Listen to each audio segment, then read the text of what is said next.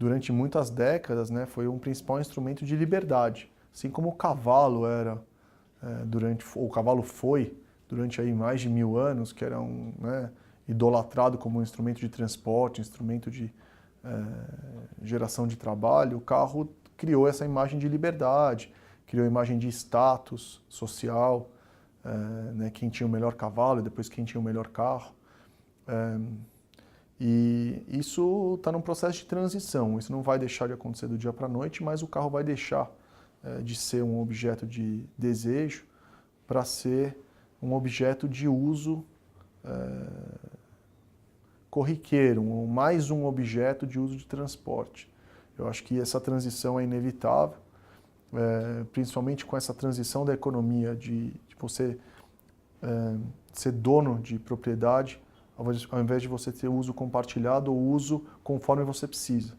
E o carro vai deixar de ser uma propriedade, vai ser um uso.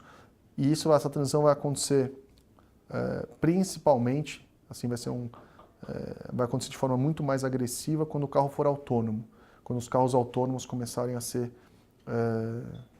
viáveis, mais baratos e melhores que os carros com motorista.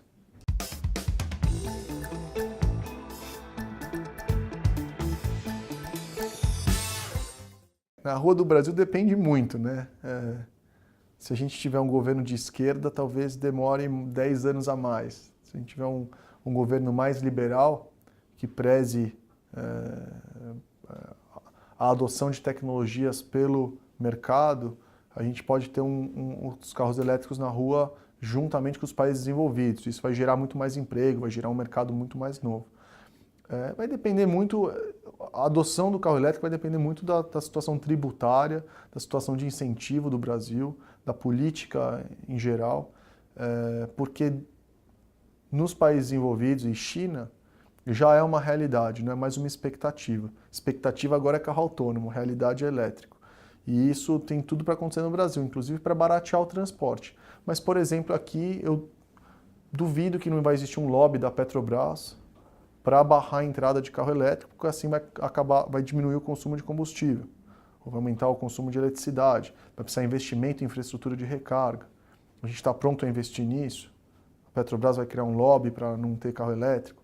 Essas perguntas são muito mais importantes no Brasil de qualquer outro país que tem uma economia livre. Se for por economia livre de mercado, os carros vão ser elétricos muito rápidos no Brasil. Eu diria, em menos de 5 anos, a gente teria uma frota já considerável de carro elétrico.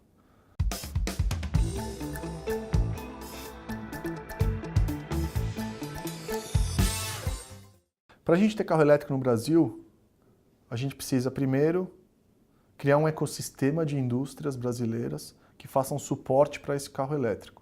Bateria, infraestrutura de recarga, a gente já tem, mas aumentar o número de renováveis, produção de energia segmentada, fotovoltaica, por exemplo, em casas. A gente precisa acabar com o subsídio do combustível, que atrapalha tanto a Petrobras, que foi um motivo aí da greve dos caminhoneiros, enfim, acabar com o subsídio de combustível. A gente precisa incentivar, de alguma forma, o mercado interno com a redução de impostos ou carga tributária, ou analisar o veículo elétrico de uma forma holística, que significa organizado da cadeia inteira, quanto isso vai ter de benefício também na sociedade. Imagina que em São Paulo, quando teve a greve dos caminhoneiros, a qualidade do ar caiu o nível de poluição do ar caiu pela metade. Isso nunca aconteceu na história. Em 3 dias a gente tinha metade. São Paulo passou de ser uma cidade poluída para uma cidade limpa, em 3 dias. Então imagina se a qualidade de vida, ou a economia de longo prazo, da saúde, qualidade de vida dos habitantes, se você colocar tudo isso em conta e colocar tudo isso como incentivo para o carro elétrico, porque ele vai causar isso, assim, você consegue uma adoção muito maior e muito mais rápida dessa tecnologia do que tem hoje. Então, é uma série, em resumo, é uma série de medidas necessárias, tanto do ponto de vista político, tanto do ponto de vista de estatais, tanto do ponto de vista de incentivos para a indústria se recuperar e gerar emprego aqui no Brasil, para conseguir a adaptação dessa transição, a adaptação rápida dessa transição de energia de carro a combustão para carro elétrico.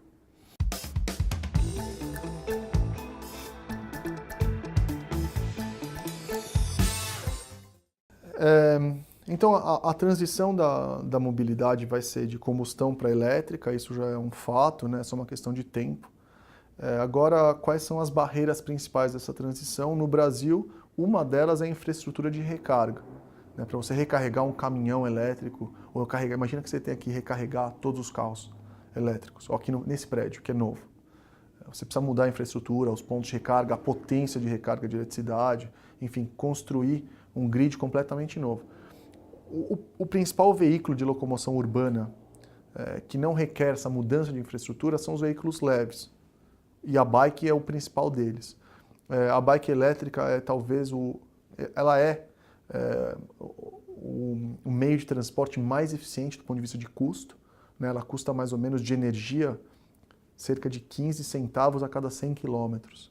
Isso considerando que o Brasil tem uma das energias mais caras do mundo. Então imagina que você ande 100 quilômetros por semana de bicicleta, você vai gastar 15 centavos, ao invés de gastar R$200 por mês de transporte público. E isso sem contar o benefício da qualidade do ar, para a sua própria saúde, quando você anda numa bike elétrica, você ainda faz um esforçozinho, então para a sua saúde é melhor, a diminuição de trânsito. Quando você diminui o trânsito, você transforma a cidade mais fluida, isso tem um benefício de qualidade de vida econômico muito grande.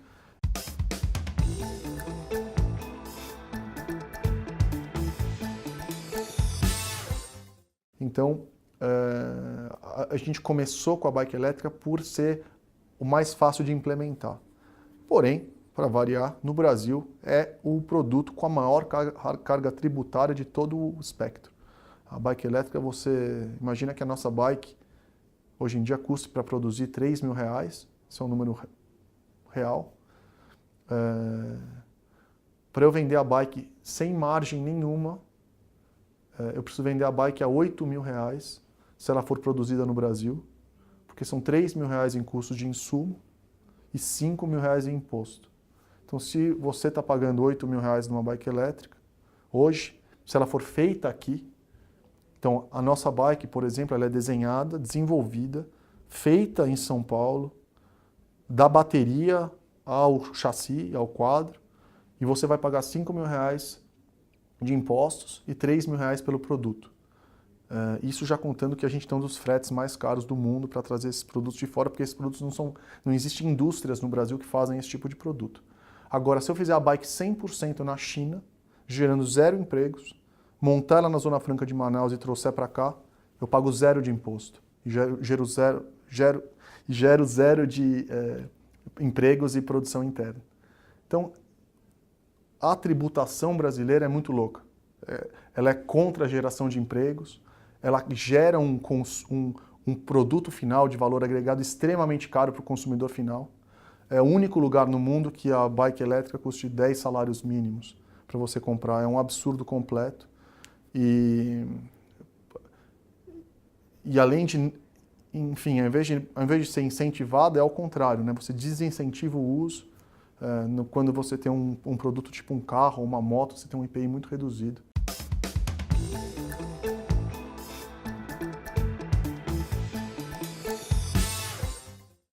E a gente tem uma capacidade, a gente tem um capital intelectual no Brasil muito bom.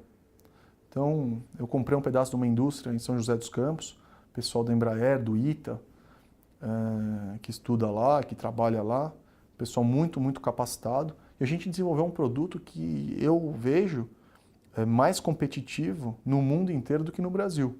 Então, por exemplo, de novo, a mesma situação. Se eu vender essa bike nos Estados Unidos, se eu produzir... Imagina que eu desenhei, fiz tudo aqui no Brasil, e eu vou vender essa bike mais barata nos Estados Unidos ou em qualquer outro país do mundo do que no Brasil mesmo. Então, eu vejo como um produto mundial, mas eu acredito que essas leis são tão ineficientes e elas têm tanto...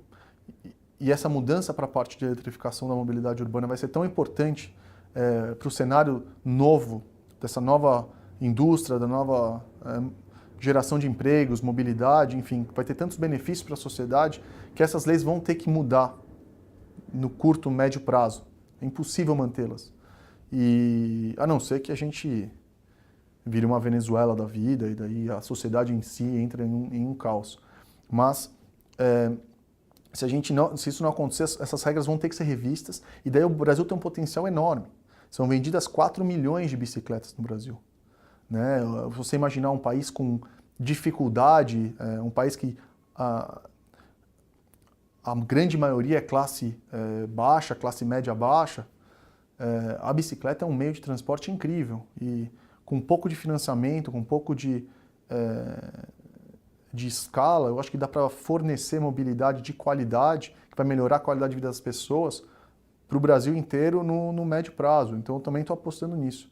Eu estou apostando que o Brasil vai acordar, vai se recuperar e vai ser criado um mercado inexistente aqui, que vai ser muito importante para o desenvolvimento da sociedade e, no meu caso, para o desenvolvimento da minha empresa.